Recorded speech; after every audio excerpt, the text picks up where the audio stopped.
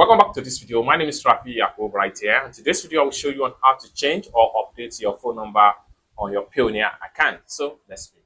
Right, so the very first thing you need to do is to make sure you log into your Payoneer account. Having logged in successfully to your Payoneer account, next thing you want to do is to simply come to the top right here from your profile icon. Simply click on that, and this is going to drop down. Navigate to settings, just like so. It takes you right here. Next thing you need to do is to simply go to profile settings,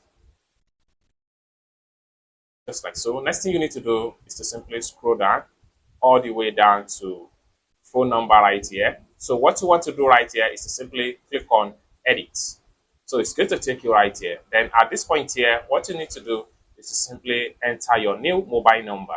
Then you can simply choose if it's going to be your primary number or your secondary number. Or better still, you can add additional phone number to your Payoneer account. This will enable you to improve the level of your security notification that will be sent to you each time you're having access to your Payoneer account.